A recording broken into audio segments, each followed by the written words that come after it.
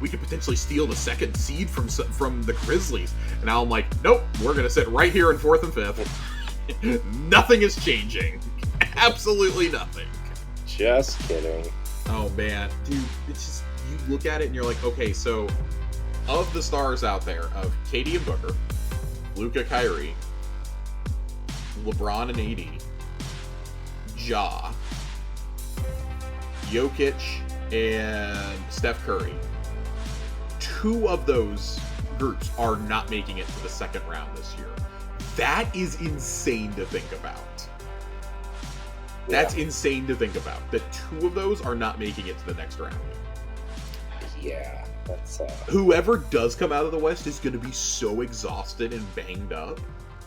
Yeah. Like, man. I have faith in us winning any 7-game series purely because of Luka.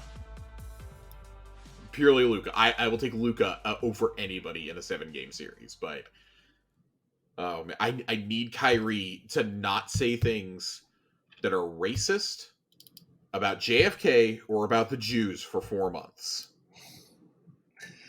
Good luck with that. I need Mark needs to like take him to synagogue with him or something on Saturday. Like that's what I need him. I need him to do something because there is a Holocaust museum 0.9 miles away from the American Airlines Center. It's bad that had to be in the Dallas Morning News story about the Kyrie Irving trade. Like, please take him there, educate him. I don't care if you have to tell Luka to pretend to be a flat earther for 4 months. Do it, and we may win a championship out of it, or at least get a finals berth. But like, oh my god, I fucking hate my life. Okay, I can't. I'm in a position where I have to defend Kyrie Irving and a Morris brother.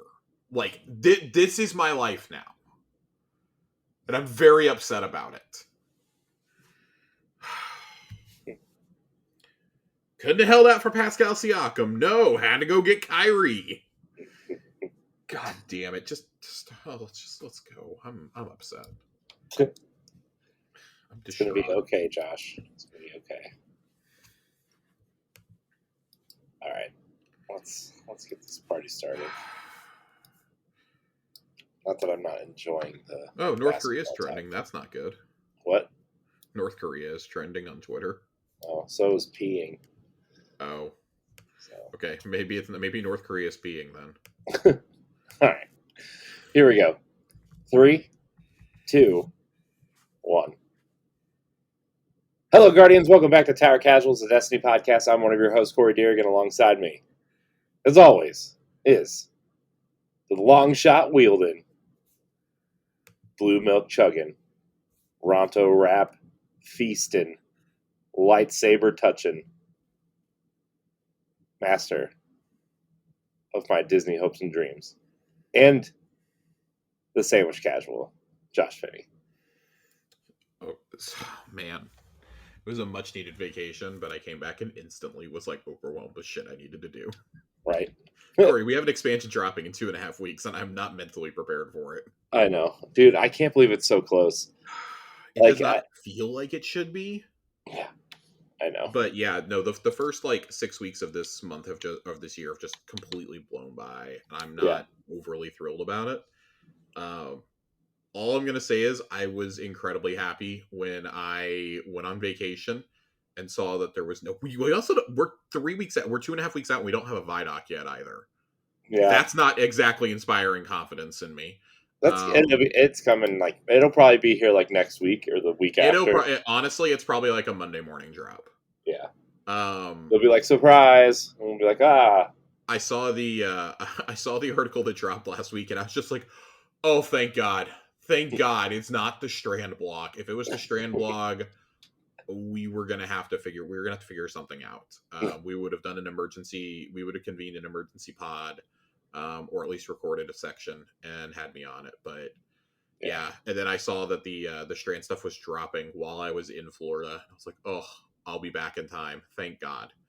Thank God that everything worked out perfectly. I took a vacation at an extremely risky time.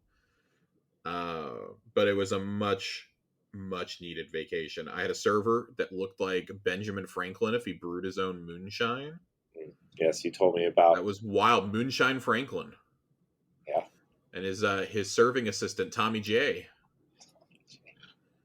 Yeah, he kind of looked like Thomas Jefferson without the wig. It was a little wild. I think they were supposed to be French, but That's so yeah, funny. Tommy J and Moonshine Franklin. Found out that Kyrie came to the Mavs, which caused me to audibly scream out loud on a bus, and not in a good way. Yeah, I'm Um, sorry. I messaged you that, and I was like, I don't know if this is a great time to be So- messaging him this news, especially.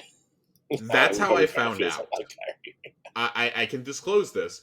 I found out through my Twitter DMs that we had Kyrie being traded to us. My phone, out of nowhere, just started blowing up.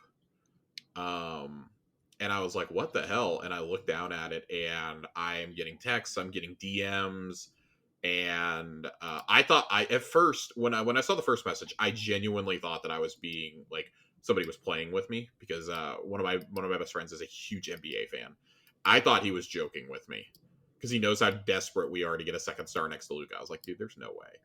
And then your message, I was like, oh shit, Kyrie is here. God damn it. I gotta actually Google this. So I had to Google it. I was very upset. Everybody else was like, haha, you guys got Kyrie. And I'm like, God, fuck y'all. Fuck y'all. I'm not in the mood to deal with this right now. It's been a very distressing week for me. The Super Bowl's about to be insufferable. Sorry to any Eagles or Chiefs fans that listen to this. I don't care about either of your teams. I don't like either of your teams. Yeah, I think it's safe to say I'll be skipping the. Yeah, I'm sitting this one out. I mean, it might be on in like the background or anything, but I'm not like taking time out of my day to watch it. I'll have it on for one reason, and that's because Xbox is rumored to have a commercial slot booked. Yeah. And I'm absolutely convinced that if they do actually have one, it's either just a generic Game Pass commercial or it's the Starfield release date. I think it's a Starfield commercial. If it's a fucking Starfield commercial, that's the best marketing they've ever done. Yeah. So, it's going to be a very busy couple of weeks. My collector's edition arrived yesterday. Very excited about that. I don't have the Puka up in the office yet. I'm going to find a place for it this week. It is a lot bigger than I thought it was. Is it? So it didn't look big in the commercial. It's like tall and kind of wide. It's definitely like it's probably comparable in size to the Hive Ghost, but the stand makes it feel bigger. Right, because it sits higher. It's probably going to sit up on top of my desk, honestly. I don't know if I'll put it in the background just because it's a little precarious sitting on there. Of course, people have been diving in, finding all the secrets, all the secret emblems. There's a whole emblem guide I gotta go pull up and get my collector's edition emblem redeemed as well. My favorite part is these 3 little lore books, though, that came with it. So you get it in this really nice case. If you're watching the YouTube video, you can see it. Has the old tree that used to be in the tower there, and then you got the Vanguard seal on the back, obviously. Nice little slip case here. It looks like the lore books. That case looks like the books that they sell. Yeah, it's actually kind of similar. And then you've got three journals in here. One about Osiris, one from the perspective of the Cabal, and then one about Neptune. These are all notes in the Vanguard archives. I've been reading through some of them. We're going to read a little bit out of Osiris's tonight. Now that the information is out there, plenty of us have these. It's not. I went on vacation just before I went on vacation. Like 1 or 2 of them had shipped early, and people were posting them all over the internet. And I was like, okay, we'll deal with this in 10 days. Yeah. Let's get some people in the server with theirs first before we start posting things. But also, if it's anything like previous lore books, there's going to be some pretty decent sized spoilers for the game in there, for the expansion. So don't really maybe read them after you play the campaign at least. I'm definitely reading the Osiris stuff. Definitely takes place before the campaign, so I feel okay reading those. From what I've read, I've only been able to dive into that and a little bit of the Kaido one. She actually does call Callus a piece of shit in it, which is pretty great. But yeah, really, really slick collector's edition. I like it. It's nice. It's nice. Very iridescent colored. The Puka is. And I'm very, very excited to see what's coming here in a couple of weeks. So we know so little about the expansion. I feel like we know a lot, and at the same time know absolutely nothing. We know nothing about the story other than, hey, Callus is attacking Neomuna, and we probably ride a ship in the first episode, first mission. That's about all that we really know. We don't know much beyond that. I shared a theory that I had in the Discord about the updated description for the raid a couple of weeks ago, and then Bife came out and made a video explaining my own theory way better than I did. So, thanks, Bife. Thanks, guy. But for the record, and it's not spoilers at all. The raid has been updated with the description of basically fighting an ancient evil. I want to get the exact phrasing correct before I misread this and before we dive into the 15 blog posts they posted this week. I needed to pull this up anyways for part of what we're going to discuss tonight. The new raid. Ferried from an unknown time and place, a haunting presence has been detected. We must now confront the ancient evil growing at our doorstep. I'm absolutely 100% convinced this is Nezarec. We've expressed our disdain with how Nezarec's plotline was handled in Season of the Plunder, but it would kind of bring everything full circle. You know, we still don't know what Savathun's involvement was in the collapse, just that she helped prevent the annihilation of Earth and the Traveler, and that we know that Nezarec was the disciple assigned to attack Earth, ergo why his pyramid ship is crashed on the moon. Mithrax's mother eventually found his body. They took parts of it as the relics that we hunt down and plunder. Very curious to see what happens here. I think there's a lot of really cool potential if it is Nezarec to jump between the past and the future, or the past and the present, excuse me. I think it would be really cool. It would be the only way that we've seen the collapse, and also it would be kind of cool to see Savathun if she was like, oh, like, whoa, what the fuck?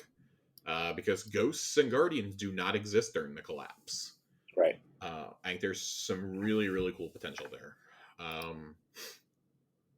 But alas, Bife made a really awesome video. Go check out Bife's video. His theory is way more detailed than mine. That's just kind of like, I guess, boilerplate stuff. It's cool though. It would be one of the coolest things they've ever done if they did that. And jumping back and forth between the past and the present is not exactly unheard of. Right. You do it in the Vault of Glass. Yeah, I mean, plus, like, I mean, Elsie's whole storyline revolves around that too. Well, so. And that's my whole thing. Also, is that Elsie's blessed by the Traveler to be in a time loop. I don't know that we would get caught in a time loop, but I think that there is, like, what we call the grandfather clause. I think would be really cool to play out there. Yeah. I mean, we could. I mean, theoretically, right? Because, like, I mean, even the stuff that we wanted to see in the Infinite Forest, like, even that, though that never came to fruition, this could be a chance to make good on that idea also. It's true. I would have to think that Elsie and Osiris would probably be the guides through it. Yeah. Which I think, maybe even Drifter, which would be really cool. You know what would be cool, too, is, like, you could hide, like, a secret puzzle exotic or two in there, too. Oh, you would have to. There would have to be so many secrets hidden in there. I would hope at that point that you do another quest exotic similar to Divinity. Yeah. That would be the perfect opportunity for it. Yeah. All right, let's go ahead and jump in though. We have an awful lot to get through tonight, Corey. Yeah, we do.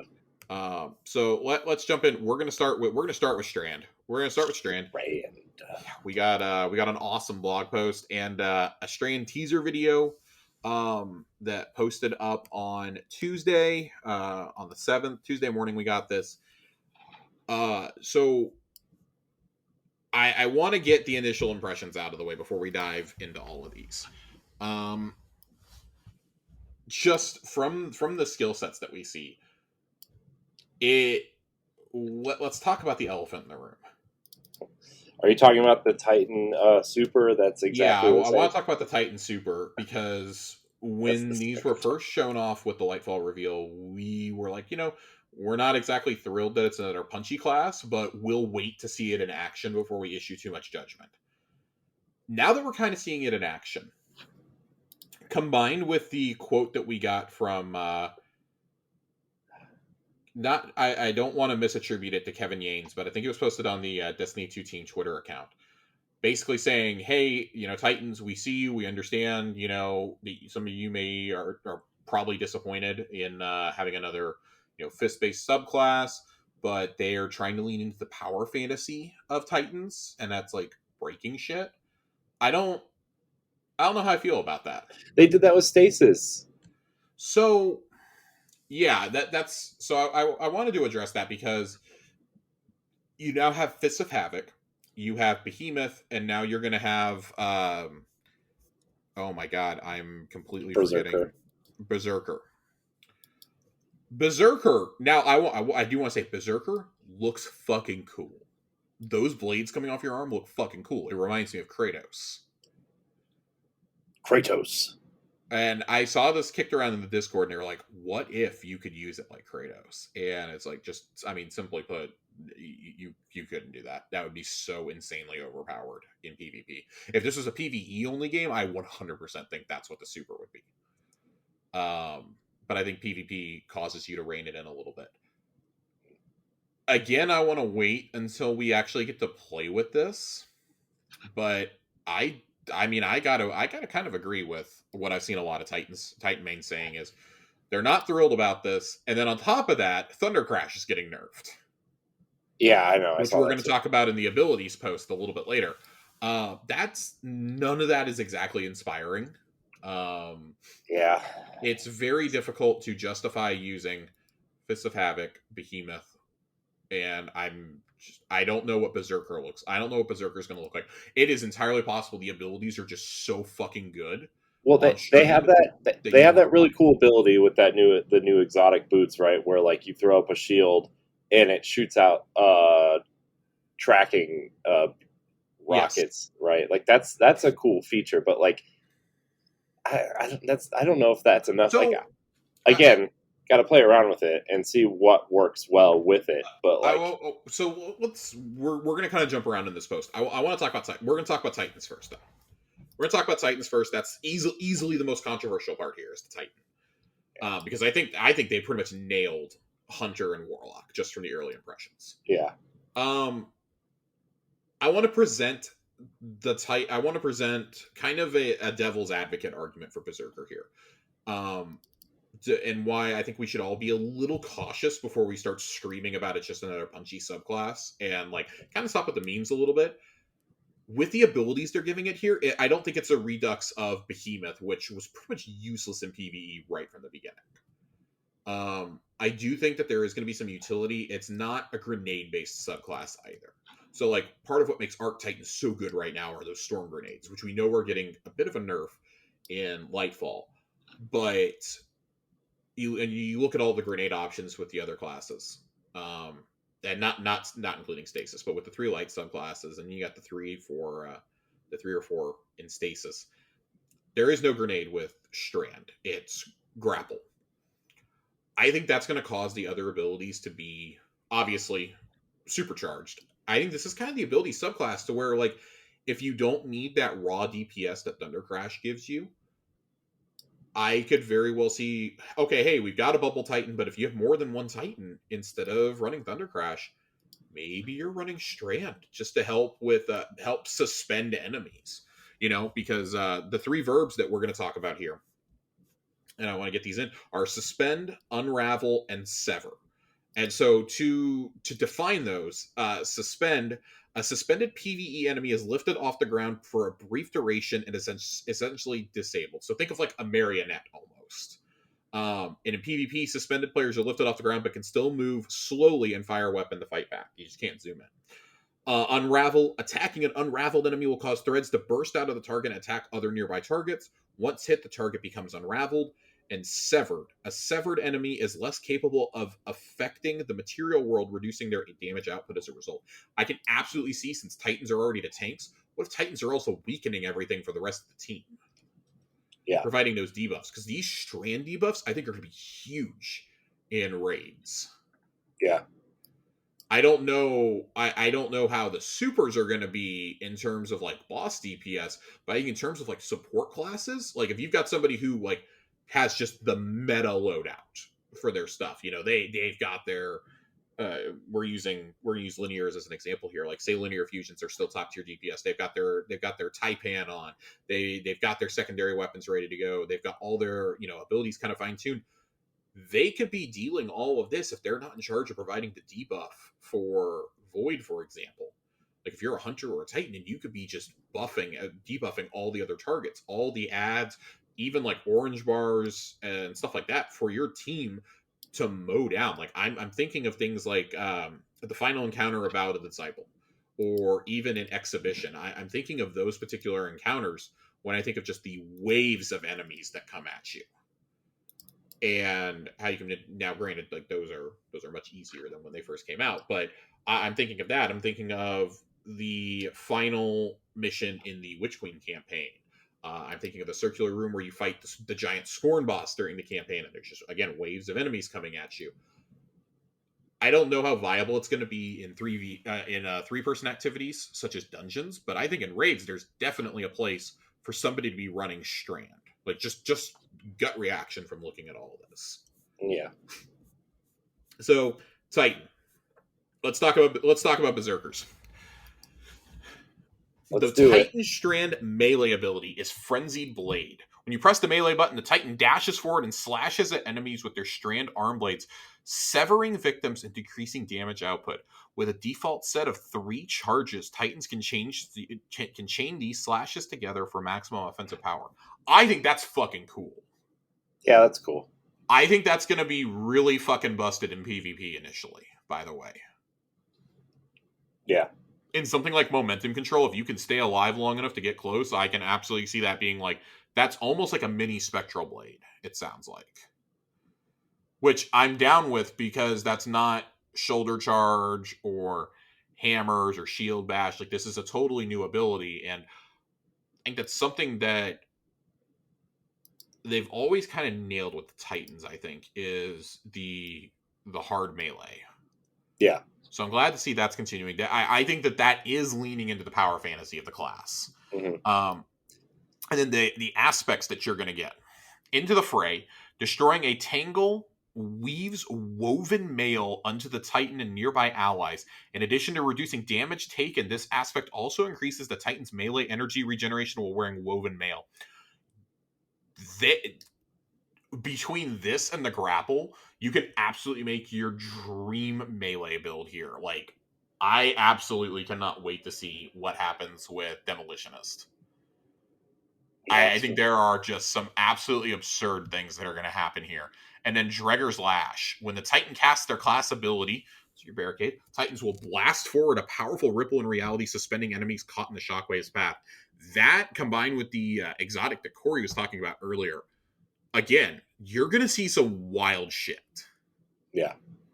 So I think as a support class, this is going to be an awesome class to use. Yeah. I think this could be an awful lot of fun. But again, we have to talk about the super. Blade Fury. Sees Titans dual-wield fist blades and roaming the battlefield with ill intent. The super's light attack is a supercharged version of the Frenzied Blade melee attack, so essentially spectral blades. And each light attack that connects increases the next attack's speed, which tops out after 3 hits. In addition, connecting light attacks also builds energy for the super's heavy attack with each hit. With the heavy attack, the Titan hurls a pair of projectiles forward that seek out enemies, suspending and damaging them on impact. This is going to be awesome in PvP. I understand that we all want another Titan super that can be really, really good in PvE without having to have like some absurd build. John has a great behemoth build. Yeah. But yeah, I think we all want awesome. I think we all want more for PvE. In PvP, this is going to be awesome. Titans have yet another great build, I think, for PvP. So I'm very, very, very excited. Corey, as our resident Titan, how are you feeling after hearing all that? Basically, hearing that this is a melee focused class. What are the odds of you personally, the way you play your Titan? I mean, I love a good melee up close and personal Titan build, right? Like that's not. I don't think that's what I'm upset about the Strand Titan. Like I think there's a lot of cool things you can do with the outside abilities. It's the super in particular because it's almost shot for shot the same as a striker Titan that's not using Thunder Crash, right? Like Yeah. that's like I think the blades are cool. I think having a up close and like a super punchy Titan with with a glaive or a shotgun up close mixed with that with cool melee abilities is going to be super awesome, right? I really do think that's going to be awesome. Uh, my main concern though is just the man. I can't get over. It's just green striker Titan. That's super, you know. Uh, I will say I really like the idea of there being two different supers you can use here. yeah, Not necessarily two different, but you have your up close and personal, and then you can build the energy for a mega attack. I want to see how that works in PvE because it could be something as simple as, hey, wipe out a bunch of ads and then hurl your blades at the boss or at the yeah, mini boss or something. I could see that being something really cool. I fully expect to see a totally broken build within a week of this coming out. yeah, I think that's going to be a lot of fun, personally. yeah. But I agree. I think that of the three, I think that it's a problem. Yeah. Um, problem's the wrong terminology. I think that It's the most uninspired. it's uninspired, but I don't know. I still kind of like it. I think if you're really into like making wacky melee builds, this is going to be a lot of fun. But I think it's Yeah. kind of a specialized class at the same time. Like I can see it being good for some encounters. I guess I'm always thinking in terms of endgame. I think in PvP this is absolutely going to destroy though. I think it's going to wreck on tiny maps. Yeah. No, I mean I think this is a class that I think hardcore players who play Titan are gonna have fun making different types of builds, especially for Mm-hmm. PvP. Um, and I think it's gonna work, right? I think it's gonna work for them, and I think it's gonna be great when people start putting builds out. It's just that initial impression, and maybe Josh, maybe in my old age, I'm just a grumpy curmudgeon who hates everything that he sees at first glance, right? I mean, that's Yeah. just that's just how it is, Josh. But at the end of the day, man, like I still think when when we got the hammer, when we got Solar Titan in Destiny 1, and like you had a projectile that you could throw, or you could have the heavy hammer that you could like shoot Solar out across the ground, and that was super cool. And like so the stuff that they've added in Destiny 2 to the Solar Titan, and uh, even the Sentinel Titan, right? When you're not on bubble, you could throw the shield, and like having that projectile and being able to move around was super cool.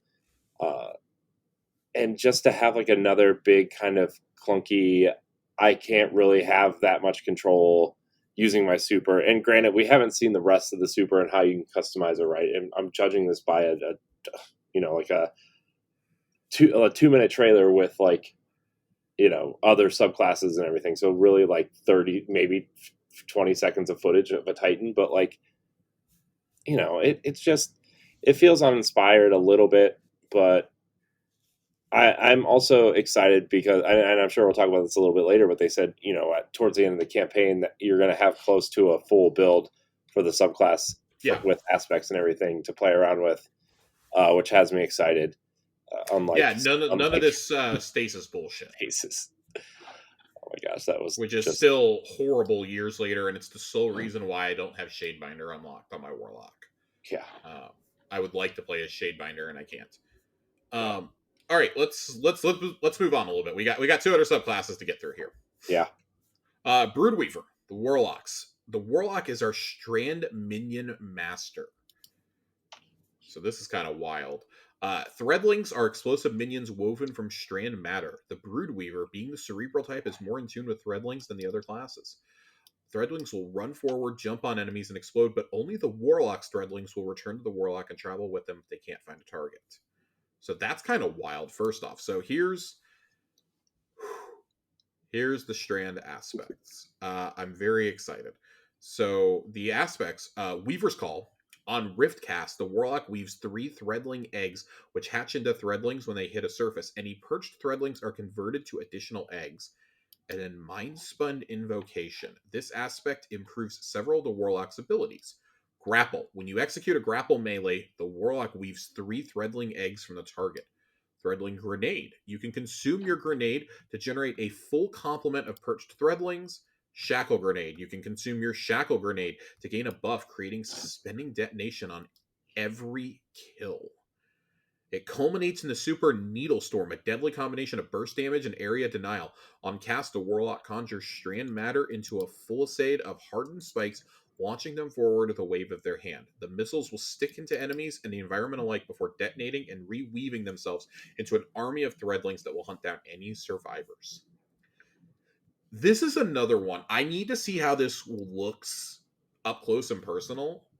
When it comes to like boss DPS, I think this is another one where, hey, if you have a bunch of warlocks on a raid team, which let's be honest, there's a lot of warlocks usually on a raid team, maybe you get 1 or 2 of these guys. Maybe you get one of these in here to just use their super for ad clear.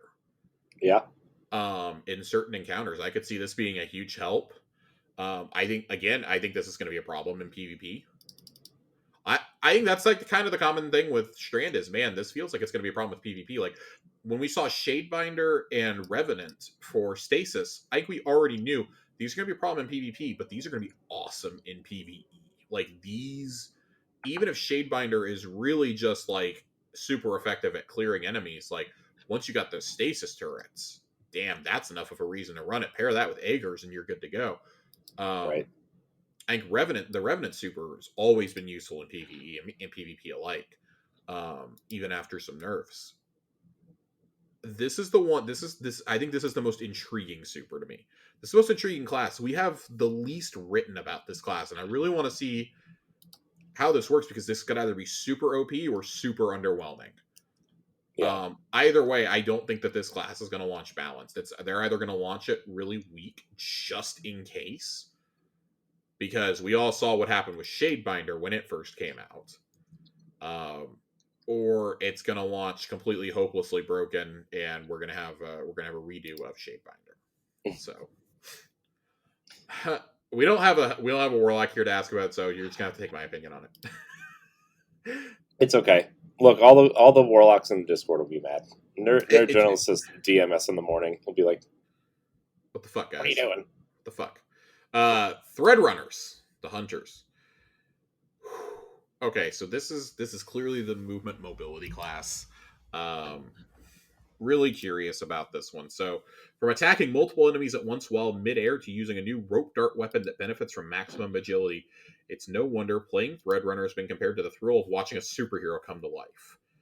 The melee attack, Threaded Spike, has the hunter hurling out a rope dart that bounces between enemies, damaging and severing them before returning to the hunter. Upon return, it grants melee energy for every enemy hit. Hunters can catch the rope dart by pressing the melee input button at the right time. Perfecting the timing will earn the player an additional amount of melee energy. Holy shit. This with things like Liar's Handshake or like Onkar's Spine is going to be nutty. Yeah. This is going to be absolutely nutty. I want to see exactly how this works, but I think this is going to be this with like 1-2 punch shotties could be a lot of fun. Of course, the 2 strand aspects, ensnaring slam. While in the air, press the air move input to slam downwards, suspending all nearby enemies. So definitely a move that I feel belong. The hunters keep getting these slam moves, okay, and I keep feeling like these need to be Titan moves. This feels Everybody like wants to be a Titan, Josh. You know, this feels like a Titan move to me. Not complaining, but this is yet another subclass that this happens. We had this with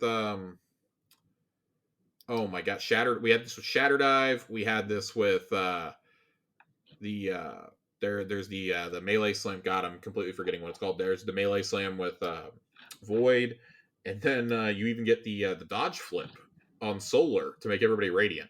So we've got enough slams now, everybody. I promise you. Widow Silk. This aspect grants an additional grenade charge. The hunter's grapple ability creates a persistent grapple tangle when it latches, which fully refunds grenade energy when grappled to. Hunters can use this ability to set up chains of grapple points that the entire team can use, greatly enhancing their ability to quickly move around in combat and or traverse the environment. The lethal combination of grapple and rope dart converge with the super Silk Strike. When activated, the hunter uses their grapple to freely move through the world in third-person view while also throwing their rope dart to strike down enemies. Hunters will be able to use grapple more often during the super, and the rope dart features both a light and heavy attack.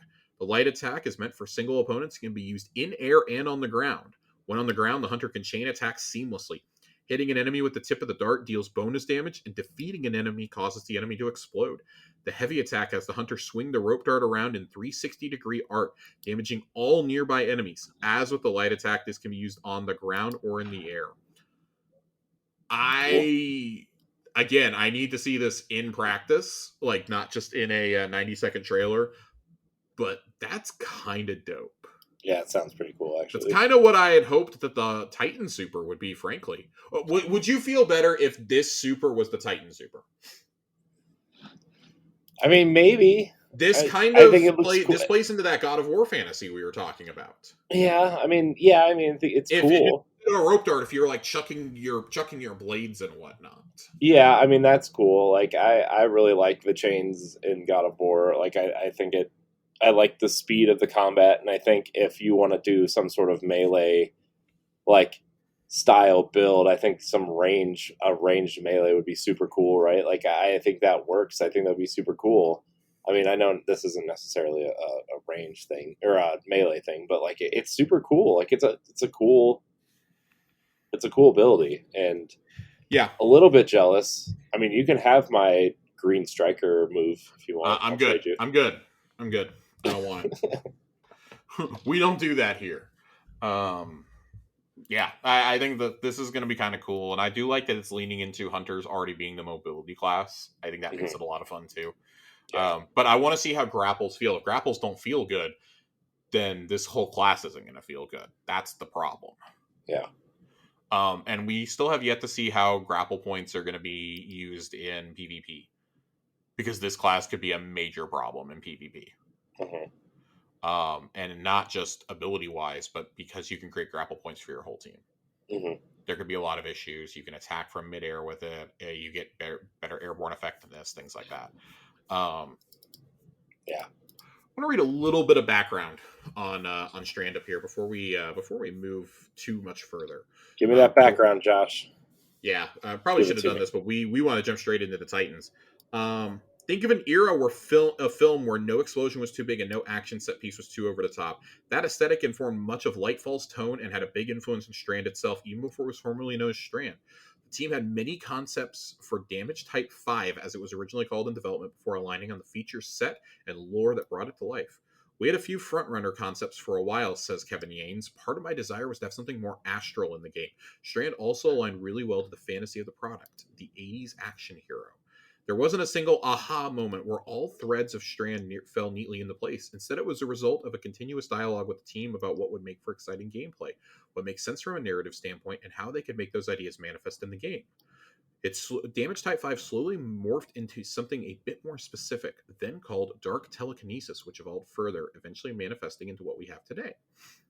We had a lot of conversations about where weaves came from and trying to reinforce the physical language for how it manifests and looks to make it feel like it was the same darkness family as Stasis. The more the team talked, the more concepts and evocative language that describes Strand with terms and descriptors like weave, tangle, and universal strings of consciousness came to be. It's everyone building on everyone's ideas, says Eric Smith. How we choose to implement these things affects how we talk about it and vice versa. Weaving objects instead of spawning objects or summoning objects. It becomes part of the aesthetic. And then I meant to read this when we were talking about the debuffs. The major buff coming with Strand is Woven Mail. We talked about that earlier with the Titan. With this ability, the Guardian is sheathed in a protective mesh of Strand matter, reducing incoming damage. Note that in PvP, Woven Mail will only reduce damage taken on the body. Head damage and melee damage will continue as normal. And then there's there's several paragraphs here about the grapple. You guys can go and read that. I'm totally on board. One of the thoughts that they have is I defeat an enemy with my melee ability. They unwind into a tangle. I grapple onto the tangle, which refunds my grapple, and snatch the tangle out of midair. Then hurl the tangle at a group of enemies in the distance, grappling onto it again while it flies and pulls me through the air behind it. That's kind of wild. I'm that's super cool. very interested to see how combo moves are going to work here. Oh my gosh! I mean, they literally showed the yeeting Titan with somebody attached to the Titan, right? Like in one of the things. Yeah, so I'm so excited, and especially like knowing you can do like the slam, or like you could ride a Titan doing that, and then unleash the Hunter Super could be absolutely wild. Yeah. Let's talk about these fragments. They have 4 fragments they're ready to talk about now. The rest we're going to be able to find out about in game. Threat of Ascent, activating your grenade ability, reloads equipped weapon and grants increased weapon handling and airborne effectiveness for a short time. That's going to be a very PvP heavy aspect. Threat of Fury, damaging targets with a tangle, grants melee energy. Threat of Finality, finishers generate threadlings. Threat of Warding, picking up an orb of power, grants woven mail. That's going to be another essential one, I think. Yeah. There was one other thing I wanted to read in here, and I don't know where the hell was it? Where is it? Well, so I'm kind of annoyed because the way this blog post is broken up is really aggravating. Yeah, it seems it was that way too last week. Yeah, when we were all doing. I had to okay, jump so all over it's the place. down here. It's not even bolded. That's why I couldn't find it. About the grenades, really quickly. So there are actual grenades, but this is like a throwaway 2 sentences here. Strand will see 3 new grenades, including Grapple, which is controlled with the grenade button. The Threadling grenade splits into 3 projectiles that weave into Threadlings upon impact. Shackle grenade effectively acts as a bola, detonating in a suspending blast and sending out smaller secondary bolas to suspend nearby enemies. So, again, you're going to have to decide, do you want the Grapple or do you want this? And like maybe if you're not as good with your mobility, aka me, you might go for like this, what sounds like a swarm grenade, essentially. Mm-hmm. Yeah, this definitely sounds like yeah, it definitely sounds like if you want to be agile and move around the environment quick and pull off cool shots and stuff, you're going to want to grapple. But if you are like a Titan, the Titan, for example, like if you're building an up close melee type build and you want to throw a grenade, like you're going to want to throw a grenade in there to like do some sort of damage before you get in there to start punching people in the face, right? Like that.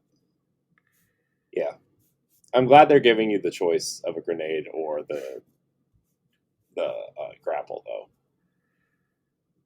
Yeah, I'm down. I'm glad that it's not like it sounded like at first, which when they first revealed Strand, it sounded like there were no grenades, period. And I mean, in fact, that was like kind of my belief. That's literally 2 sentences tucked in there at the end. Mm-hmm.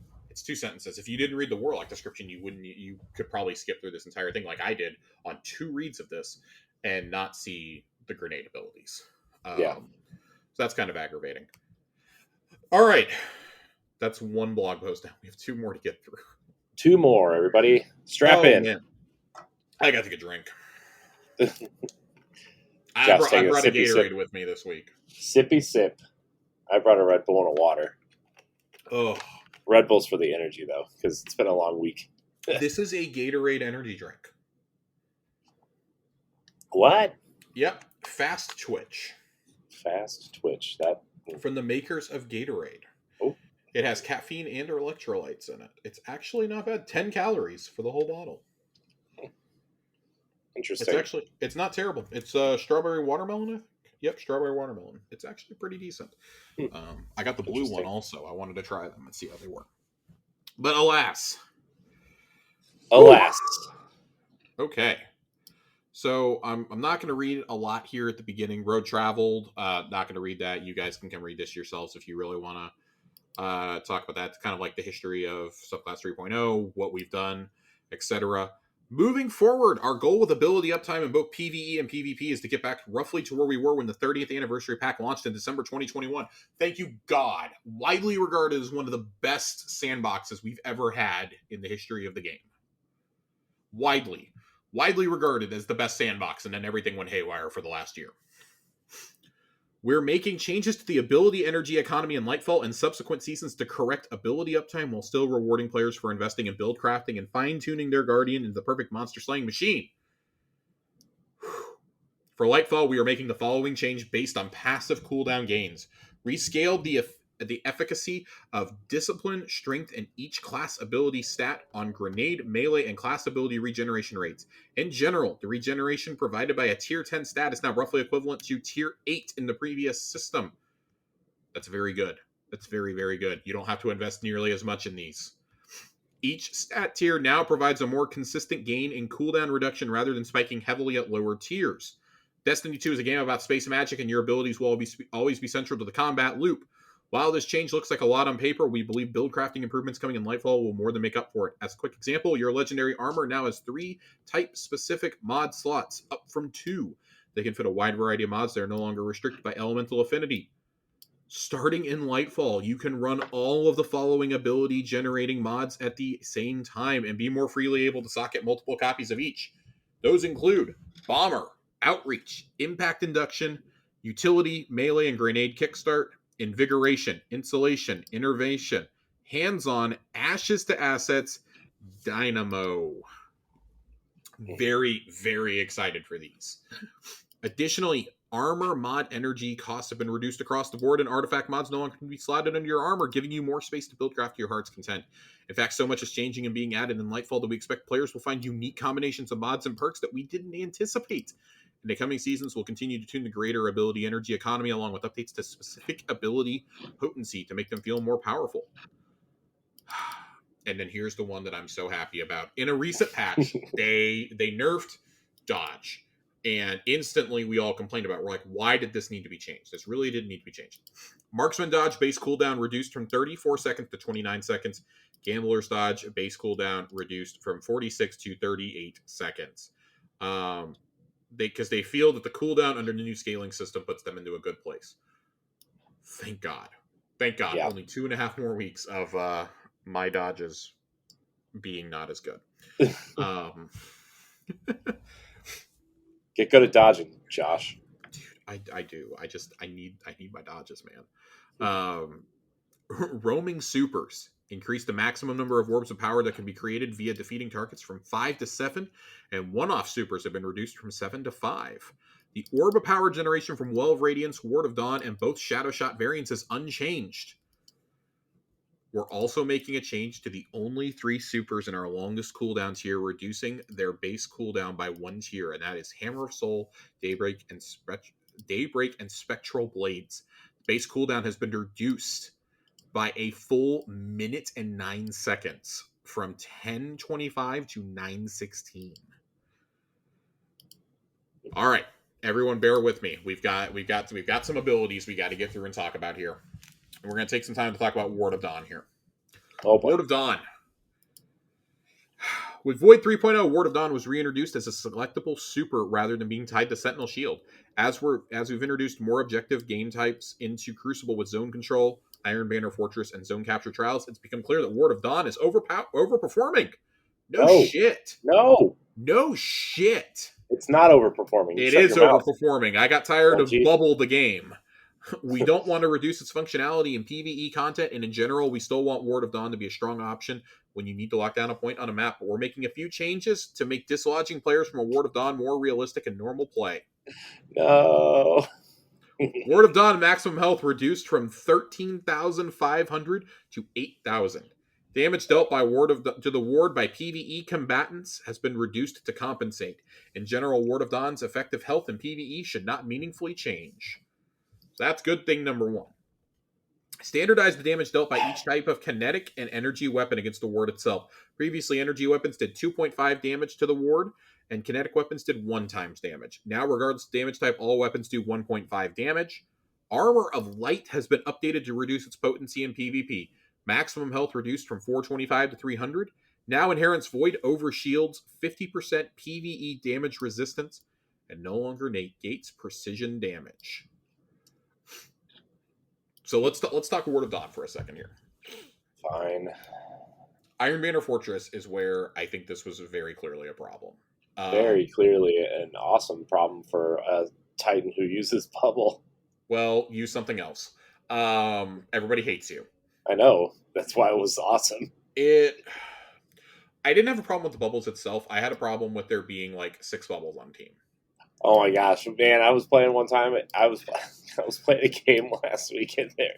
Like I popped a bubble, and then I was playing with Mitch. So Mitch popped a bubble, and then we were playing with my friend Jeff, and he was playing Titan. He doesn't really play Titan. He made a Warlock, and he was like, "What should I play in this mode?" I'm like, "You should play Bubble Titan, just in case we don't have one." And he popped a bubble, and then two other. We had 5 bubbles on top of this thing. And then the other team started popping bubbles. There was like 8 or 9 bubbles in the same area. It was hilarious. Yeah, I'm not about that life. I know, but it got really annoying. I wasn't as annoyed by it as some people. I think what bothers me more is the constant uptime of void overshields. I think that's what genuinely annoys me the most. And that's addressed below, but hopefully this reduces it a little bit for the next Iron Banner, so that I'm not seeing 15 million bubble titans running around. It also didn't help that they encouraged you to run void.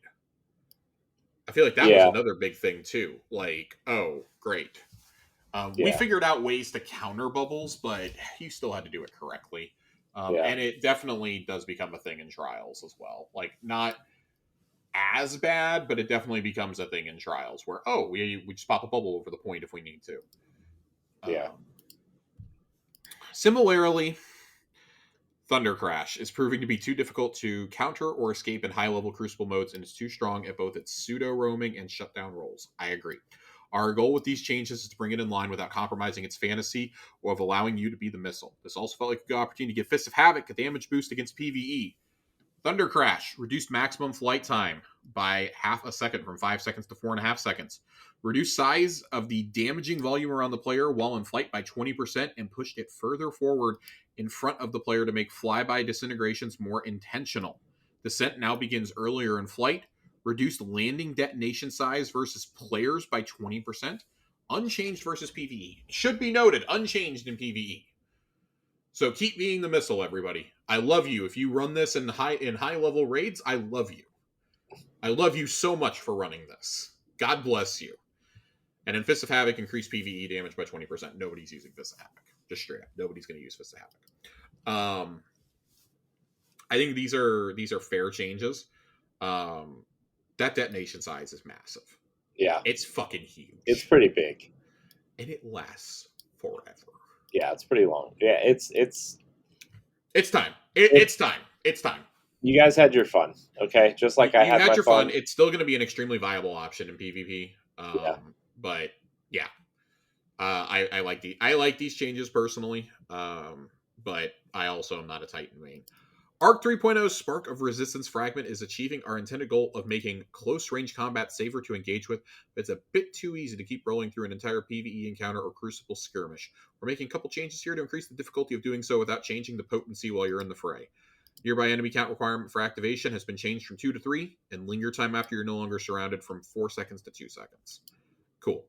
With Solar 3.0, increased Daybreak duration provided by Attunement of Flame was removed, which has left Daybreak in a lackluster place. In addition to the cooldown reduction detailed above, we're reducing its attack cost and increasing its damage output against PvE targets. Super energy cost refunded from 10% to 6.5% per swing, and increased PvE damage by 25%. I'm curious to see if this gets any use in PvE. I still don't think it's going to, but yeah, cool? Question mark? Neat.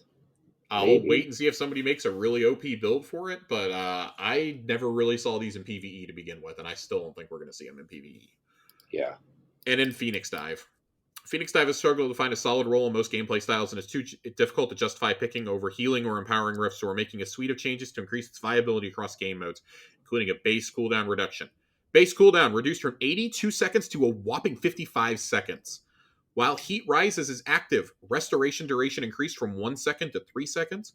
While Daybreak is active, Phoenix Dive's cooldown is significantly reduced, allowing for rapid reactivations. And also, while Daybreak is active, the detonation maximum damage is increased from 80 to 220. This might help with it. I genuinely think this might get more people using it. Or at least experimenting with it. We'll see. Yeah. Oh, man. I'm very excited about this next one. Guardians are getting a little sturdier. Starting in Lightfall, physics collisions damage will no longer be lethal to Guardians. Fall damage will still be lethal when Lightfall launches, but we plan to also make that non-lethal in a mid-season update. You'll still take damage from physics collisions, but it will generally leave you at 1 HP instead of outright splattering you. We'll hope you'll take this newfound freedom and run with it. We found it's more fun to hurl ourselves headlong into danger without worrying about what's in our way. Very excited. This has taken way too long. No more notes. No more notes, please. New tools in the arsenal. We're adding some new fragments to the light subclasses and updating a handful of fragments on Solar and Void to tie into the new subclass pickups. Void Breaches and Fire Spites.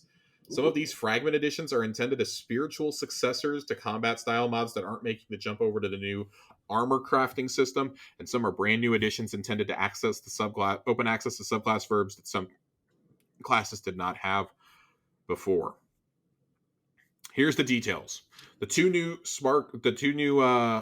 aspects for Arc. Spark of Instinct. When critically wounded, taking damage from nearby enemies emits a burst of damaging arc energy that jolts targets.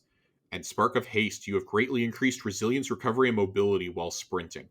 Very excited for that one. As someone who has run Arc pretty much exclusively since Arc 3.0 came out, extremely excited about this one. Solar. Fire Spites. That's the new verb we're using here. Fire Spites are created by a suite of new and existing solar fragments and grant grenade energy on pickup.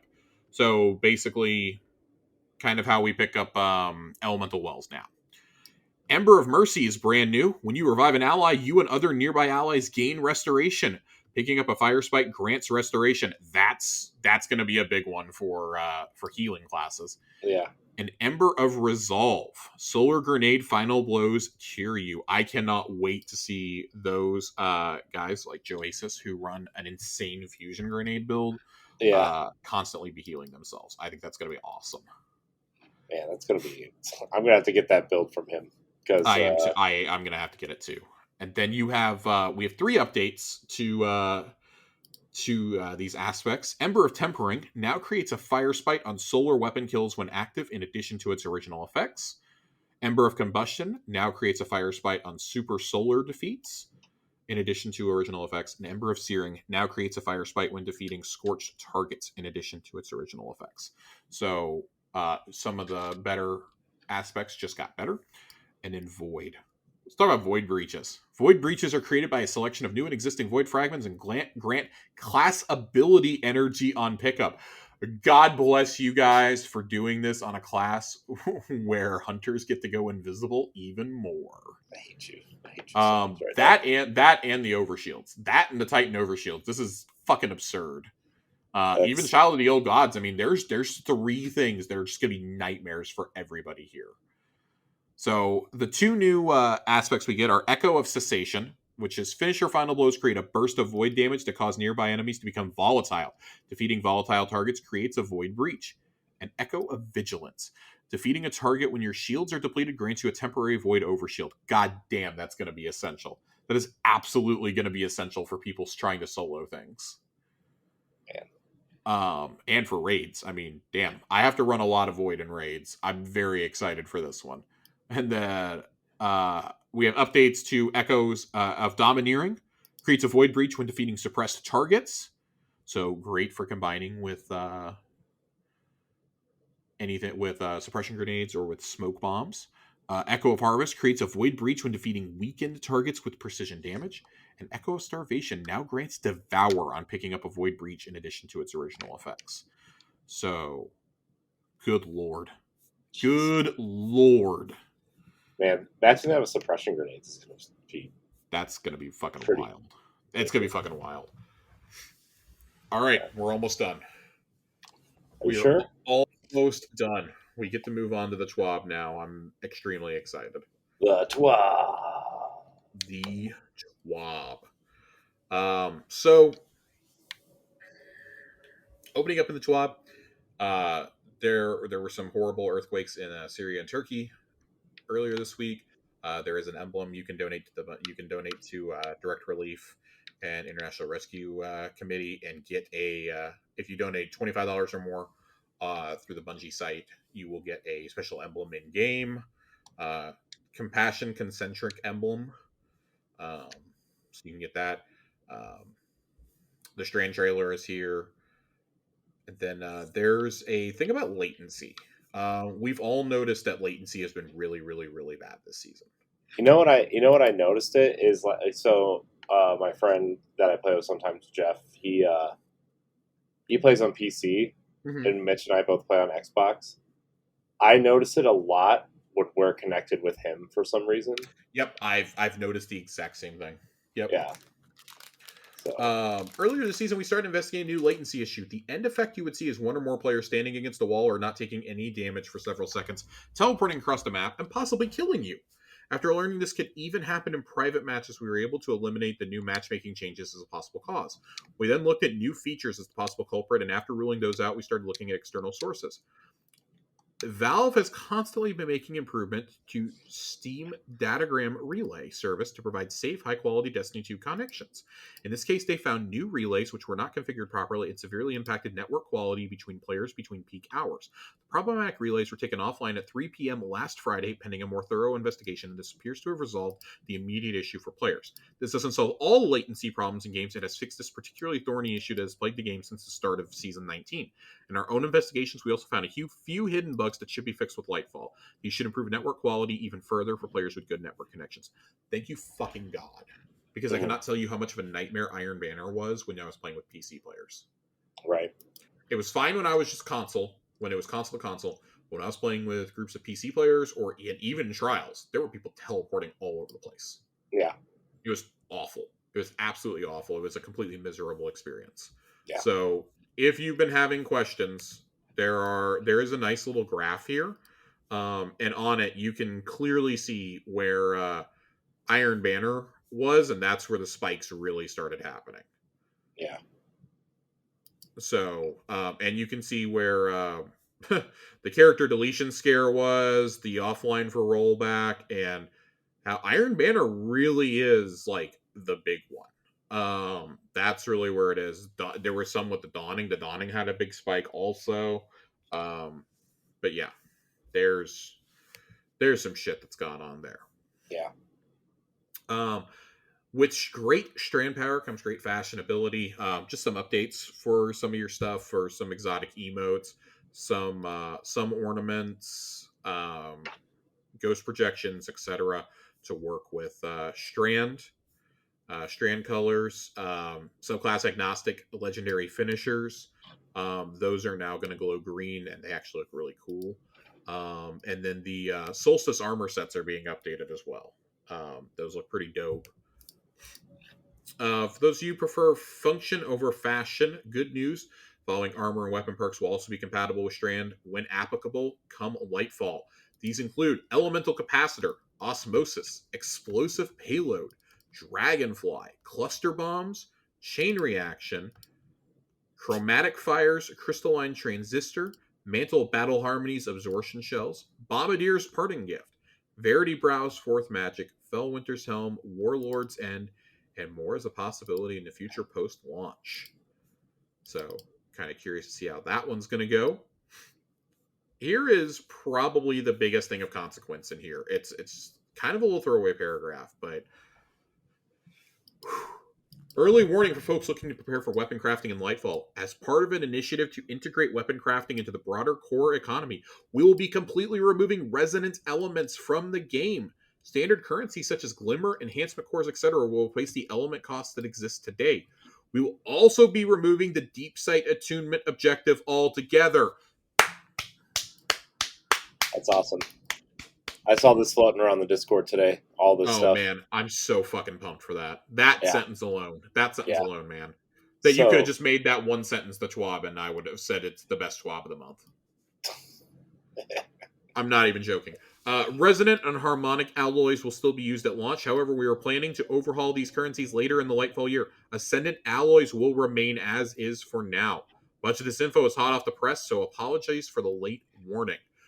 This sounds like something they were probably planning for the season after, and then saw just all the chaos around we're not getting the patterns that we wanted or needed, and just giving it to us essentially. So very, very interested to see how this is going to play out in game, and how weapon patterns are going to be obtained going forward. Great. Then, this is great news. This is great stuff. It's great. It's great. Love it. Great shit. Top tier shit. Top tier shit. We have the winners of the Halloween fashion contest, Corey. Great. Love it. Let's break this down. Do it. Hunters had 56% of the vote for Team Spider. I don't know who the fuck was voting Team Beetle for the Hunters, but whoever you are, I will. Somebody was. Somebody was. Titans also said they were Team Spider with a whopping 72% of the votes.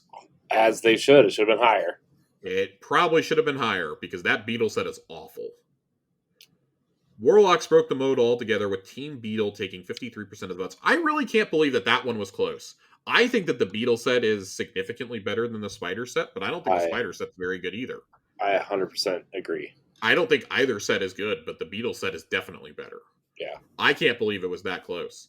Yeah. And then the Trials map this week, if you're listening to this, Trials is live, or will be live in a few hours, Radiant Cliffs. So, good luck. Good luck if you plan on playing Trials this weekend. Probably going to be me. So, items being deprecated at the start of year 6. I want to talk about this real fast. So, all bounties, mission, and quests from Risen, Haunted, Plunder, and Seraph. All ritual and pinnacle quests and ornaments. The gear will become available in Monumental Lost Lights Exotic Archive. Thank God I can go buy all the Gambit ornaments I've skipped this year. Risen Umbral, all the Umbral energies, Figments of Darkness, Vestiges of Dread, etc., are all going to disappear. Exoframe modules, things like that. Those will be manually discarded. These will be deprecated and manually discarded from player inventories. So a bunch of us are going to sit there and have to delete stuff at the very beginning of Lightfall, apparently. Yep. I'll do that before I sit there and join in. So very, very, very interested to see what happens there. I thought it was listed in here, and it's really bothering me that it's not. It's bothering me that is it here maybe? Hang on, I'm looking at something because it's really bothering me. Let's describe all the things in Josh's background. 2 bookshelves, a ghost, and Oswald the Lucky Rabbit, which I very much appreciate. An Eevee, a Gengar, a ukulele, bunch of books, and a Titan shield. Okay, I had to go to another. I had to go to another thing here. So,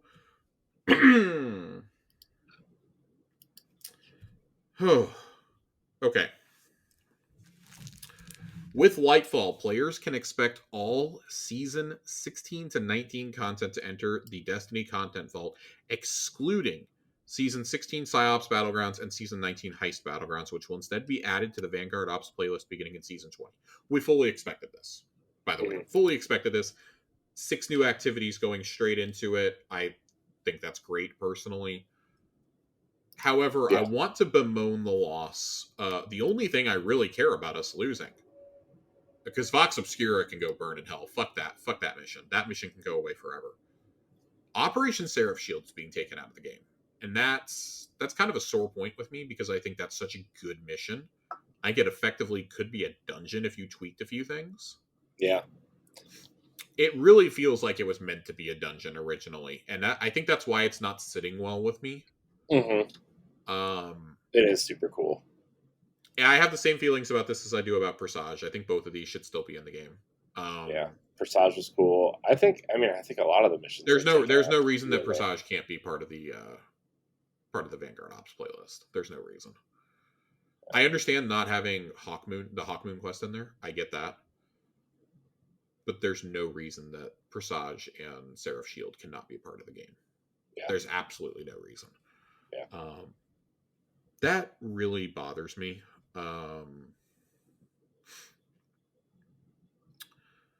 Josh is I get. visibly upset for you audio listeners. I mean, I guess I'm just. I guess I'm just aggravated. Um, I don't see any reason for Sarah Shield to be vaulted when it largely reuses assets. Um, Catch Crash, I get vaulting Catch Crash. There's, I mean, you could add that as a Vanguard op, but that's a 6-person activity, so why would you do that? Everybody complained about it the whole season, anyways. That and the expeditions, all y'all did was complain about those. So don't pretend like you like them now. And I'm kind of saying this because I'm reading this off of the link that Destiny Tracker posted, and whoever wrote this is just clearly bitching and complaining about it. I understand the critique here, and we've talked about it before, of wanting to see a playlist filled with Zero Hour, Whisper of the Worm, Vox Obscura, and more. Bringing them back in a Forgotten Adventure style playlist would certainly bring more engagement and joy than a quick Battleground run. I don't know if I agree with that. I like that Battlegrounds are mixed in with those strikes, because let me tell you something. I'm fucking tired of strikes that have been in here since the Red War. Yeah. I'm really fucking sick of Lake of Shadows. Especially all the strikes with Cade in them too, like on Nessus. Dude, and stuff. I'm kind of over. I'm over shit from year one. Yeah. I'm over shit from Forsaken as well. So, like, listen, I don't really care. But if you're really gonna sit here and be upset that these feel more hollow than the strike, you cannot tell me that those feel more hollow than fucking Lake of Shadows. Yeah. You cannot actually tell me that with a straight face. I'm sorry that you have people who are gonna have to do actual objectives now. I'm sorry that people will that inevitably you're gonna land on that Mars battleground and you're just gonna go to orbit. Mm-hmm. Everyone's gonna go to orbit because that's the most aggravating one. Yep. So can't wait for that to happen. Outside of that, like that doesn't really bother me. I like the idea of doing, and I've said this before. I like the idea of doing battlegrounds as a seasonal activity at least once a year because I think that gives you an opportunity to add more to that playlist. Yeah. But I'd almost rather see that energy be put. I'd rather get a crappier seasonal activity personally, or like a more lackluster one, and get a couple more strikes throughout the year. Yeah. We got the 3 returning strikes from Destiny 1 with Beyond Light. We got Glassway, and then we got Proving Grounds. We got Proving Grounds as a seasonal strike. And I think a lot of us were like, oh my God, we got Proving Grounds as a strike. We could get strikes during these seasons. And, nothing now. 2 years later, nothing. I like to see a return to that. We got 2 strikes with Witch Queen, which, fine. I don't think either one of them lit people's worlds on fire because they're just both very aggravating in different ways. Yeah. Which is good because it makes you actually try for those grandmasters. But I think they're just across the board kind of aggravating. It's like, okay, can we get some? I think that this person's kind of onto something. Like, can we get some of this old shit back? Like, there's no reason why 0 Hour can't be in it. And I get why you take some of this stuff out because you have all those assets sitting there just for these missions. Right. But give me the option to optionally download them. Right. Like, I would keep them on there just because I want to keep them on there. Like, I think no reason why you can't be in game.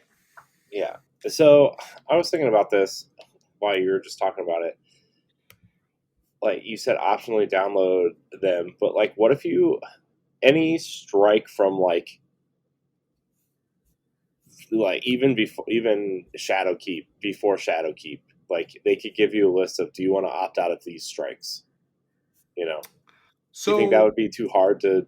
I mean, I do think that's too hard, and also I think that brings us back to the days of when PlayStation had exclusive strikes, because then it's like, well, we can't make any of those strikes ever Grandmasters. I think the incentive for Bungie should be to go back and rework those, assuming that these planets become unvaulted at some point after the final shape, or with the final shape they become unvaulted. Yeah. Revisit the enemy density in these strikes, because I think you could have some really wild stuff. Savathun's song in particular could get nutty with the right kind of adjustments. I'm really tired of loading into Exodus Down and dying on my Sparrow because I didn't get on it fast enough, or like my Sparrow menu stays open too long. I fucking hate Exodus Down. There is no strike that makes me quit like that one. Yeah. I think that there's a time and a place, and I mean, I floated the idea in the past that, you know, hey, maybe like when you have to download the new season, it could rotate in other strikes into the playlist for you. Mm-hmm. And I don't think anybody would object to that. Yeah. That they would just be like in the nightfall rotation for the season. Maybe they're vault ones, you could rotate them in. I don't think anyone would object to it. But you got to figure out how you're going to do that, because I do think I don't think that adds too much to the game memory, and I think that's something you could totally do. Yeah. Especially with the planets that haven't been vaulted. Yeah. I don't know how many things we have from planets that aren't vaulted that have been, like strikes that have been vaulted. I'm sure we have several, but there's no reason why you can't block off those areas, like just throw up an invisible wall somewhere on a few of these. Yeah. Like Pyramidion, there's no reason why we can't have the Pyramidion strike back. Right. No reason why we can't have that strike we got for like less than a year on IO back. No reason why like some of the Tangled Shore stuff can't just exist by itself. I think you have an opportunity there to do some of these, and you need to take that opportunity. Probably you probably need to seize. Like, I'm thinking about, there's only one strike on Titan. There were a couple on IO. Ultimately, there were a couple on the Tangled Shore. The Mercury ones. I mean, how much is it really going to cost to put Mercury back in the game? Let's be honest. How much memory does that really take? Yeah, I mean, I guess you would have to account for the Infinite Forest stuff, but which I don't think is that much. Irregardless, I don't think it's that bad. I mean, for Mars, for God's sake, for the Zol strike, you already have half the assets in the game because of Battlegrounds. Yeah, it's true. You already have that in there. And what's the other one? The Nokris one? Yeah. Okay, so you have to bring back the other part. Like, big whoop. The bottom line is, I don't think this is too much to ask. I don't think it's too much to ask, and I do think that with Final Shape, we get this. What I would ultimately love to see is, I'd love for them to pull a fast one on us, and like we reclaim the planets, like one a season. We have 4 seasons between now and the Final Shape. Let us reclaim a planet each season. Yeah, that'd be cool. Just please don't make me go back to the Tangled Shore. I don't give a fuck about the Tangled Shore. All my homies hate the Tangled Shore. What if that was like, what if Spider goes back there and like there's like one mission left there where you have to like somehow save Spider, and then the Tangled Shore just blows up so you can't get there anymore? I would love it. That would be the all-time greatest Destiny mission for me. I'm kidding. I want the Tangled Shore back, just because it had like the easiest lost sector ever to speed run for some of these bounties and That's fair. Weapon quests. That's fair. But yeah, that's it for the TWAB. There's not a whole lot in the TWAB this week, thank God, because it's been really busy with these blogs. I'm gonna need these blogs to cool it. Oh, excuse me. We do actually have something else. Uh-oh. We do actually have something else. This is an art and movie of the week. I know that like a lot of us probably aren't submitting things to it. I'm certainly not talented enough to. So we've noticed that the standard movie of the week and art of the week tags are starting to get a little convoluted with other content, some a little less appropriate than others. Make sure your submissions are seen online by the wider community. We encourage the use of Destiny 2 art of the week and Destiny 2 movie of the week going forward. That's basically all of you who are creating like fake, like, I don't know, lewd images. Stop that. Go to horny jail. And then there's a thing on AI art here. Can I just say something real quick? I saw a really hilarious image the other day with a really hilarious caption, and it was somebody had screenshotted it and posted it somewhere. But it was like this like deviant art image of Crow and Mara like making out and like half naked. That's gross. And they're like, the person who posted that said, I wish these two were a thing.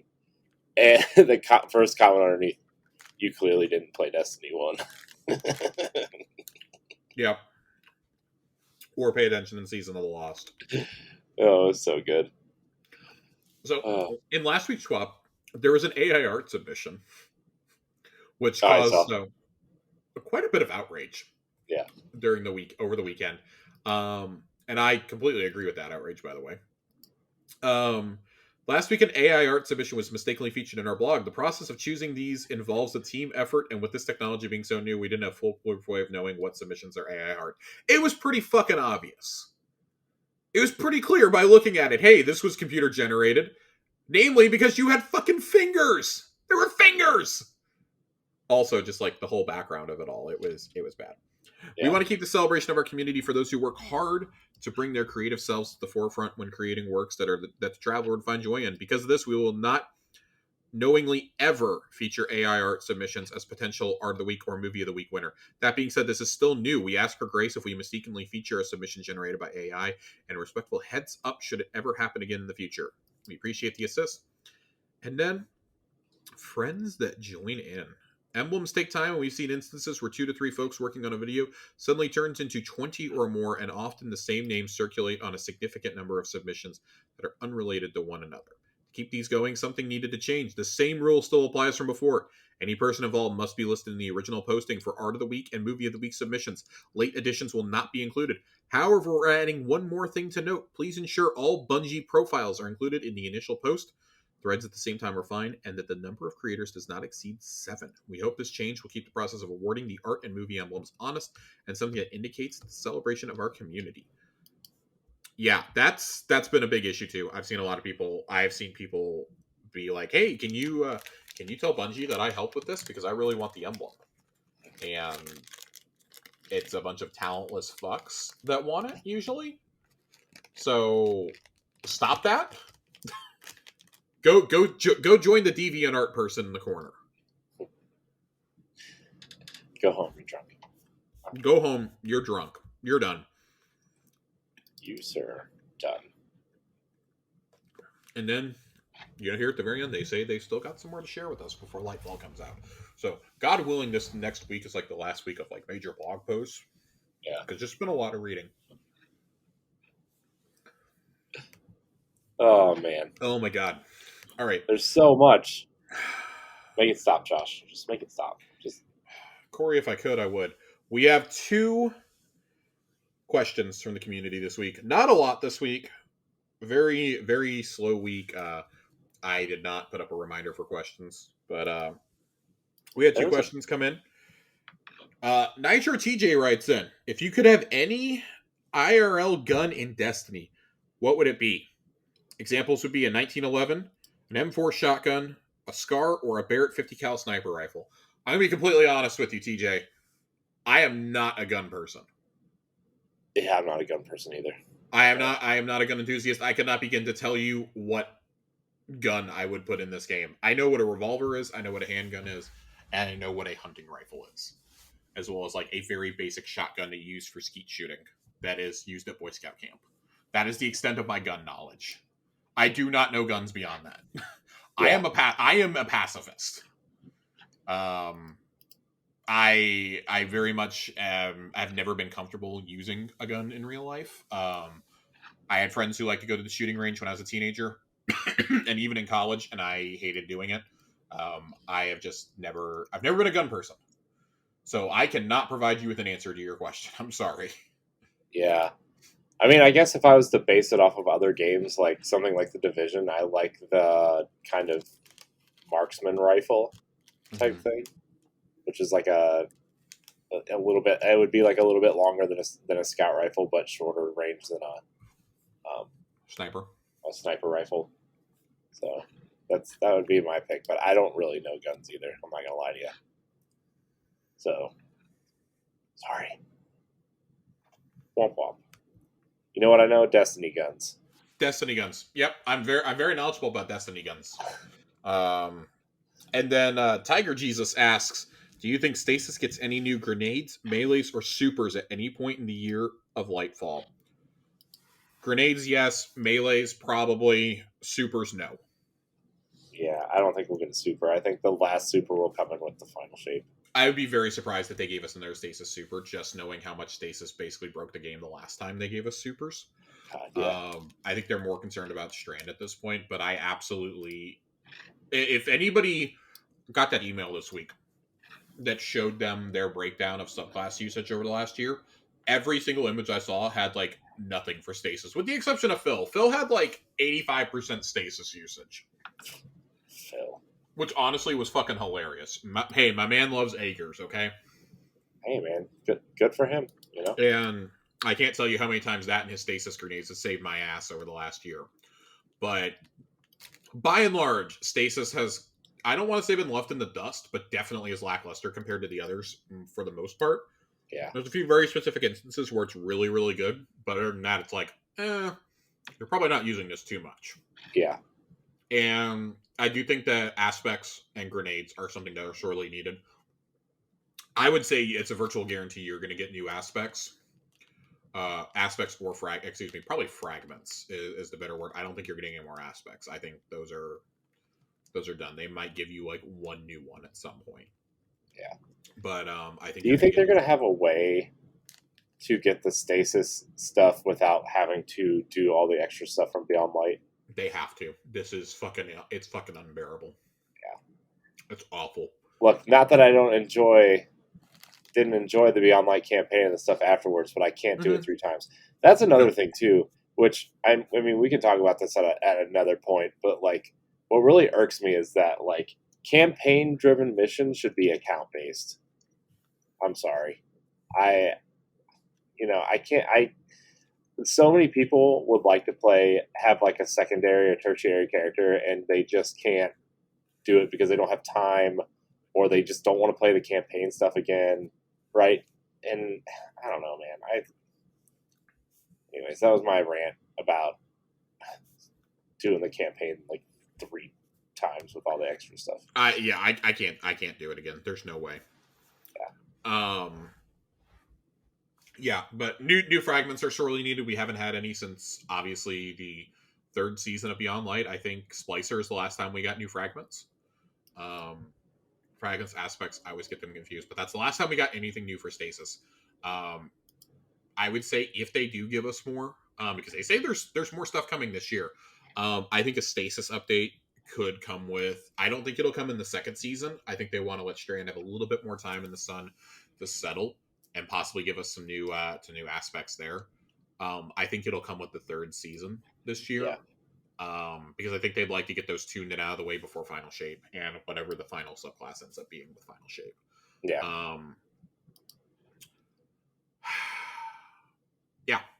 Yep. I get a new grenade type, probably a given, but at the same time, I'm not sure because there's 3 grenade types including the grapple for Strand. I don't know if they want to get that out of balance, and there's so many. The reason why the light subclasses have so many, because they each only had 3 originally also, is because you can use all of the classes now. Yeah. So I just don't know if they want to get like overwhelmed there. So I would say you might be in for a melee ability before grenades, frankly. It probably goes aspects, melee, grenade, and then super is like all the way down in extremely highly improbable. I won't say impossible, because as we've seen, like the last couple weeks have been like a fever dream of things that we've been begging for. Yeah. But I think that there's going to be other things that occupy their thoughts and time. Yeah. I would love some like new kind of takes on some melee stuff, to be honest. I would too, and then I remember how much I like my stasis throwing stars, and I don't really give a shit anymore. Yeah. I'm going to be totally honest. Yeah. Well, I'm tired of building walls, man. And I think about stasis turrets, and I think warlocks feel the exact same way that I do. So, we're gonna read for lore corner. We're gonna do a quick lore corner. We're gonna read out of the book of the Osiris notes, the debriefings that Ikora does with Osiris. Love it. So, I want to read from the beginning. I want to read the prologue, and then I want to skip all the way to the end. Frankly, we're going to read little bits and pieces from these for the next couple weeks until we actually get to Lightfall and we have a whole bunch of new lore. But this is a conversation between Ikora and her ghost, I believe. Let me make sure that I'm actually on the first page. Yeah, I might be missing a page in here. Actually, no, I guess I'm not. It's just missing some punctuation. It's not that I disagree with the judgment call, or Philcus said, and revolved gently on the spot, but you can't go easy on him. It's an evaluation, not an interrogation. Ikora did not give in to the impulse to fold her arms. This time. You know what I mean. Ikora sighed very softly. He was right, all things considered. I don't intend to, and I'm well aware there's been an equal helping of suspicion on me for not seeing through Sabathun's deception. We didn't see through it. Orphiceus correction was, or oh, I don't know how to pronounce that. That's not an R in there. That's a P. Whatever. Ophicuous's correction was as firm as his earlier challenge. It was a complex series of failures that can't be laid on any one person. Ikora shook her head. She never could have impersonated him so successfully if Segura was alive. Loss echoed loudly. In that respect, I suppose Zivu Arath did her sister a favor, Ikora finished. Yes, it's sad. Something unsaid lingered there. But, Ikora prompted. But, Ophicuous continued, you cannot tell me you didn't think it too, just for a moment, about bringing her shell back to the relic on Mars. There was a moment, just a breath, where I hoped, Ikora agreed. I shouldn't have. Hope doesn't often obey wisdom, Ophicuous fixed her with his single gimlet eye. Though he wasn't wrong, Ikora wasn't wholly interested in being generous to her failings. All of the hope in the world doesn't change facts. A relic of darkness is unlikely to be capable of restoring a ghost crafted largely of light. No matter how nice it would be if Segura could simply pick right back up with Osiris, wash away these last months just like that. Our problems never solve so easily, Ophicuous said, not unkindly. He drifted close enough to bump against Ikora's shoulder, just above the shimmer of her bond. Ikora steadied herself. Untrue. Evil Levante provides us perfectly fixable problems. A little whir of amusement. Shall we see if the witness is afraid of the dawning? The thought compelled an exchange of almost stifled laughter. Doubtful, Ikora mused. But the mental image was a good buoy. In any case, I'll speak with Osiris alone, although the records will be available to you. I'm sure you may spot something I've missed. Ophicuous hummed a bit more. You know he may never be ready for the field again. He certainly wouldn't like to be told that. Ikora held up her hand before her ghost could answer. But one step at a time. Field readiness assessment before we make any determination. The same way we would for any hidden agent who's come out of a dark place. Her mouth twisted wry. Wouldn't it be nice if checking in on Osiris could be as simple as asking, are you alright? Huh! Ophicuous said, pessimism in a single syllable. It'll never happen. Then I want to read the contextual notes on the first debriefing with Osiris. Osiris looked smaller than my memory of him. It's as if the version of him that Savathun played was based on our expectations, the larger-than-life man in the long shadow he's always cast. Or perhaps she played an Osiris newly separated from Segura, the one who did not yet feel the weight of the loss, had not been given the chance to.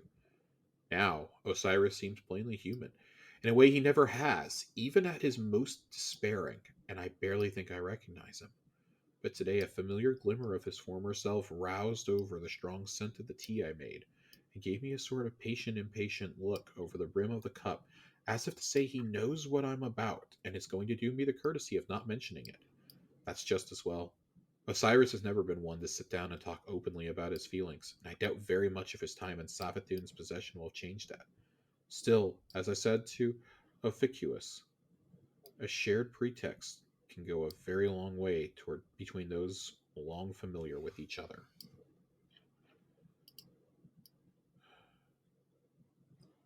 Man, Osiris. I wonder if.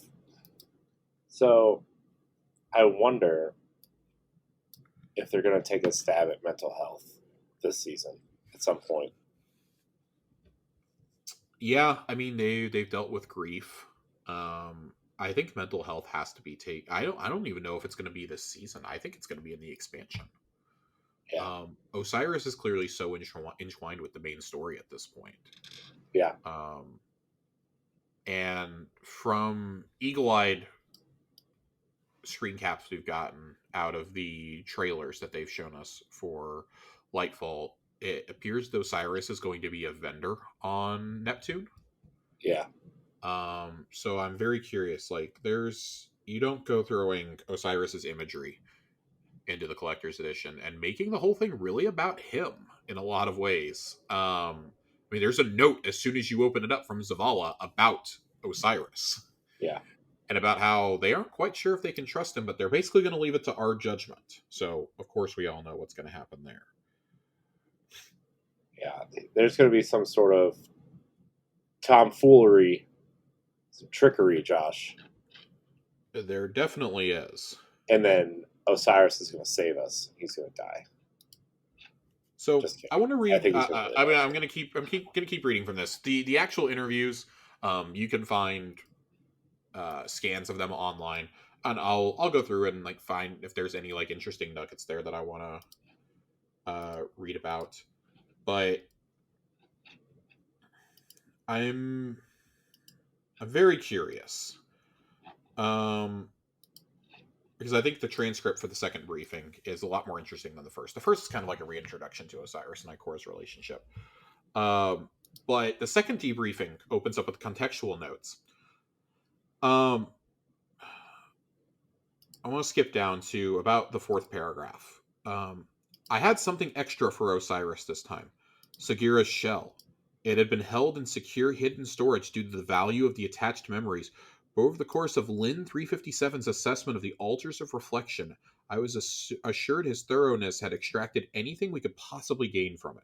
So while the other artifacts have remained locked away in a secure vault, this one I brought to return to Osiris. I offered him Sagira's shell without any other indication of what I meant to accomplish. Osiris cradled her between his hands with the utmost tenderness, and his face. I wonder how I could have mistaken Savathun for him. I wonder how I could have suspected the man before me. It seems clear now in retrospect, of course, with the one to hold up beside the other. Savathun had never spoken very much of Sagira's loss, and I had taken it for grief compressed, coping tied firmly down, not to be addressed. I had thought it was not my business to tell him how to grieve. Not when Xivu Arath and the then Cabal Empire were knocking at our door with wrath and battering rams. Oh, but this is a grief too big for even a man of his caliber to chain down. And then the last thing we're going to read tonight is the transcript of their conversation. I want to skip down here a little bit. Ikora, the judgment call is still mine. In truth, it is highly improbable that Savathun would repeat the same trick twice. Besides that, she is dead. Osiris, is she truly? I was told she had a ghost. Ikora, Imaru, yes, he yet survives, but we have sequestered Savathun's body securely, and my hidden scraped the area for erratic genetic material. Osiris, that's no guarantee. Ikora, this tactic worked in the Dark Age. It seems to hold. We have seen no evidence of a resurgence. Osiris, I wouldn't be so sure. She's managed greater deceptions. Ikora, the ghosts also don't think it possible with the precautions we've taken. A disintegration might be catastrophic to that cause, but keeping the body intact and inaccessible seems to work. Osiris, the Dark Age was a long time ago now. Who knows what innovations the Hive have brought to the ghosts? Ikora, they are still ghosts. Osiris, are they? Ikora, while we may distinguish between light bearers and guardians, there is no equivalent for ghosts, and a difference in nomenclature would hardly make a change to their capabilities. Osiris, we must be prepared for a ploy we cannot see, Ikora. Where does this confidence come from when the Queen of Lies is the opponent? Ikora, we do have an informant when it comes to the Hive, a conscientious objector. While for obvious reasons I can't say more, we are not so directly inhibited when it comes to the matters of the Lucian Hive's capabilities. Osiris, tell me when you are able. I think this is kind of fascinating.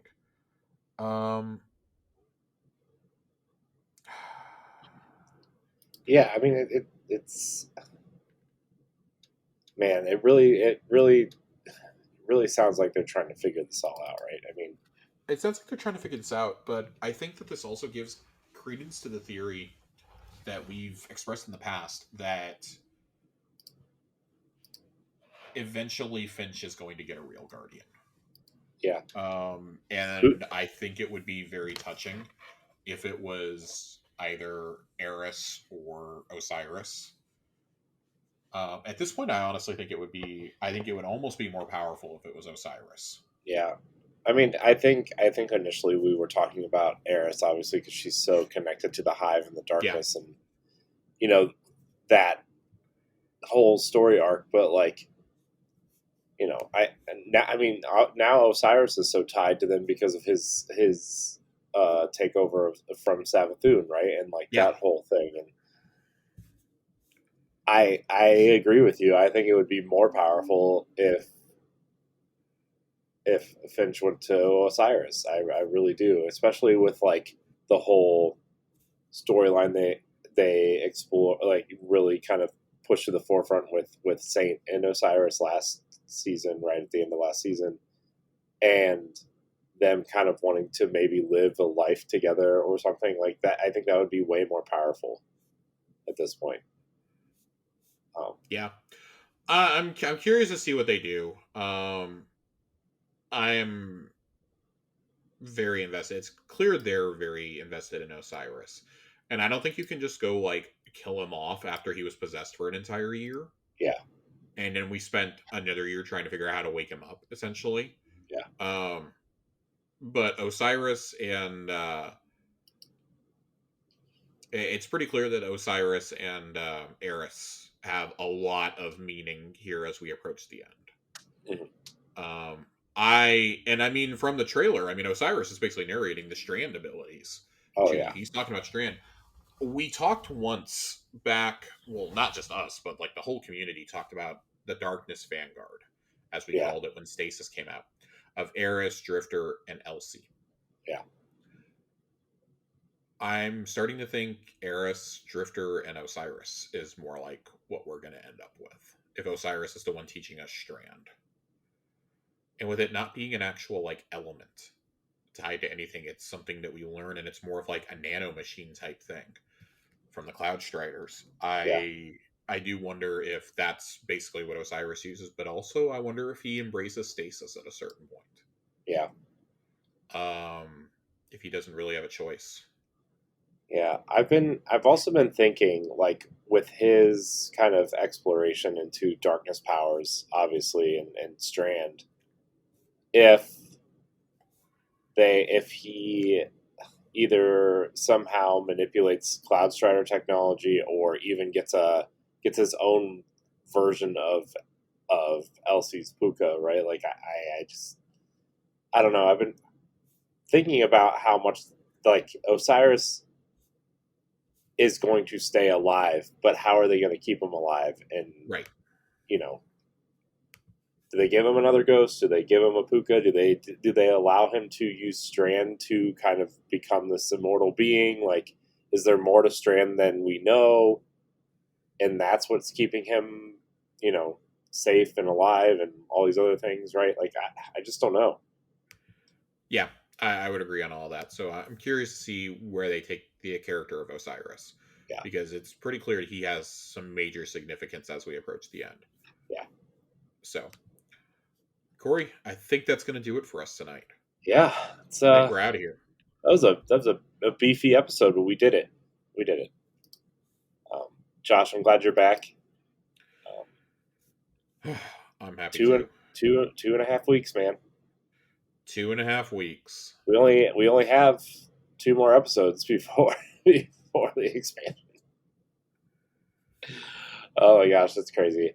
But we're going to get out of here. I want to thank everybody for watching and or listening to this episode of Tower Casuals. Remember, you can follow us on Twitter and Instagram at Tower Casuals. Join the Discord. Ask questions. Hang out with other Guardians. Play with us. It's a good time. Josh, as always, thank you for your time tonight. Where can we find you? You can find me, as always, on Twitter at Josh_Finn, 2 N's. And you can find me in the Discord. Please come join the Discord. We're having a lot of fun in there. We've got raid groups up for week 1 of the Lightfall raid. We're all prepared. I've got my team assembled and ready to go. I'll be going in with our friends Joasis and T Fox. Nice. We'll be going in on the first weekend with Dealer, Nadiki, and Rex. Nice. Should be a real fun group. I think we got 2 of each ready to go, ready to rock and roll. Awesome. I know we've got some other groups forming. We're gonna have some groups forming to run through the campaign as well. I know I'm currently planning to run through it with Nerd Generalist and Colonel Panic, as is tradition. And As then is yeah, tradition. it's going to be some crazy times. That's going to be a really fun week. It's going to be a busy week. I hope that they hold the seasonal content for a week like they did with Witch Queen. Yeah. Just so nobody's risking getting spoiled on anything, but also for greater tie-in purposes. Yeah.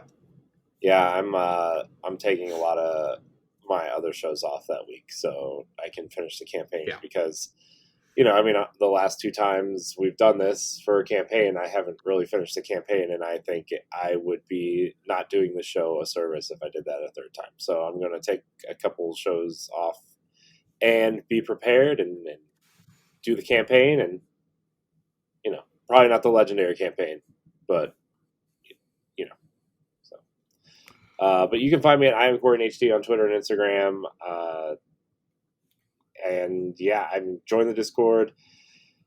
Like us, share us. Thank you guys, everybody, for listening. If you're listening on Apple Podcasts or Spotify, leave us a like or a thumbs up or a heart or whatever else they let you slap on there. And we'll see you next week. Goodbye, everybody.